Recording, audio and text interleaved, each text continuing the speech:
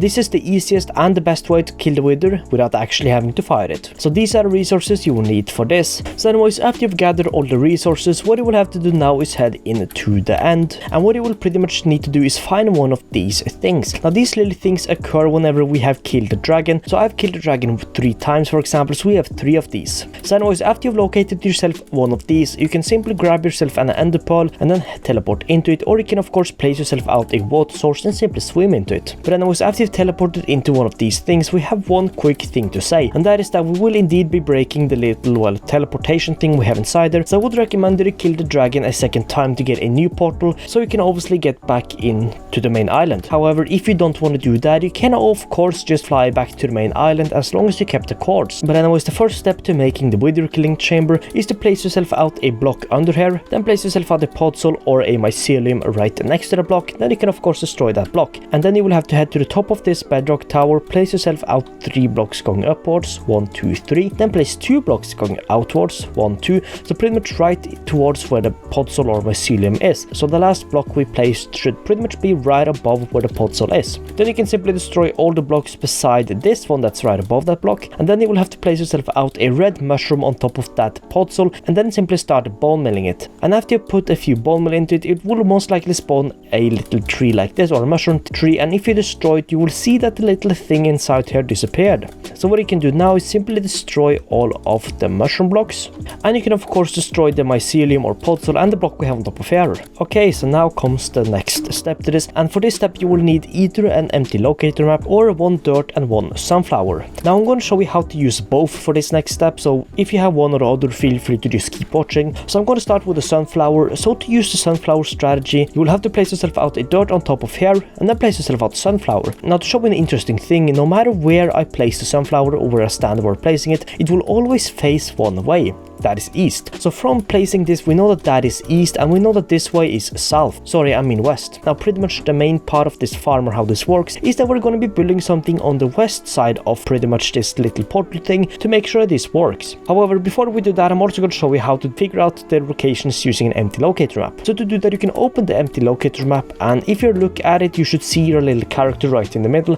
and if that character is pretty much looking upwards, you are of course facing north. If it looks the right way, you're facing east. You look downwards, you're looking south of course, and if you look the left way of the map, you're looking west. So what you should do now is pretty much make sure that your map looks exactly the same that mine is, and pretty much how that will look is your character standing behind the little obsidian thing, sorry I mean bedrock thing. As you can clearly see, I'll make sure you zoom in, so your character is pretty much standing behind that, and you should be looking towards that thing. So on the map you should pretty much, and in of course the game, you should pretty much be looking towards bedrock portal, and this pretty much means that we are standing on the west side of this portal thing. So what you will have to do now is grab yourself some blocks and then place 5 blocks going out from the bottom part of the bedrock here, and I don't mean this part but this block. So 5 blocks going out from this one, 1 2 3 4 5, and now I should have something that looks like this. Now if you open the map again to simply make sure I've done this correctly, the little 5 blocks should obviously be seen fairly easily, and those should be on the west side or pretty much the left side of the bedrock portal. So what I will have to do now is pretty much go 1 block back from the end, 1,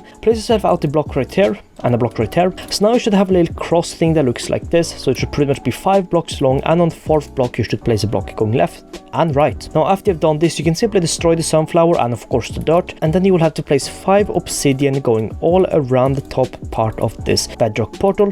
You will also of course have to do the same at the bottom, thus costing you 10 obsidian.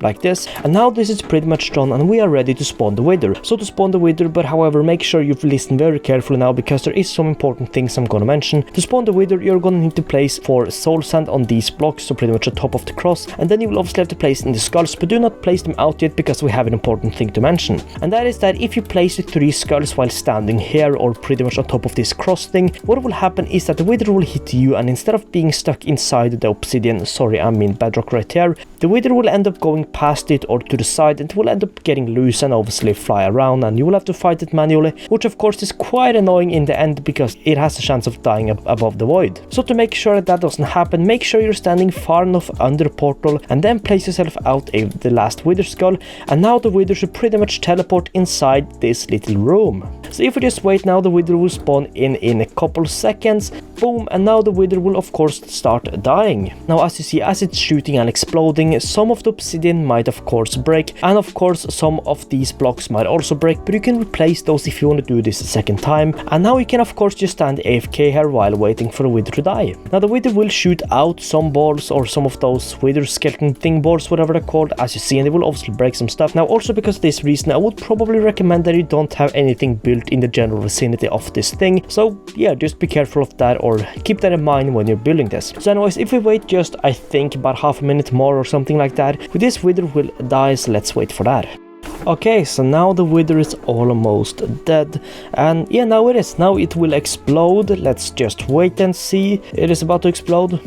Boom, there it exploded, and there is the nether star. So you can walk up here, pick it up, and you finally have it. Now of course you will drop some stuff that it broke, so if you want to redo this, simply head to the ground and pick up any blocks or obsidian you lost, and then you can simply, to redo this, place yourself out the obsidian again, do the same on top, refix the little platform that you're originally spawning this on, and of course you might have some wither skeletons inside here that you can just kill. So yeah, simply grab your sword, kill these, make sure they're dead, boom, and then you can spawn in a new wither, do the exact same, make sure you're standing far down, boom, spawn it, and now the wither is teleported in here, and it will slowly start dying. So anyways, that is it for this video, and now you pretty much know the easiest way to kill the wither without actually needing to fight it. So anyways, that is it for this one. Thanks so much for watching, enjoy all the beacons you're gonna get from this, and I'll see you in the next one.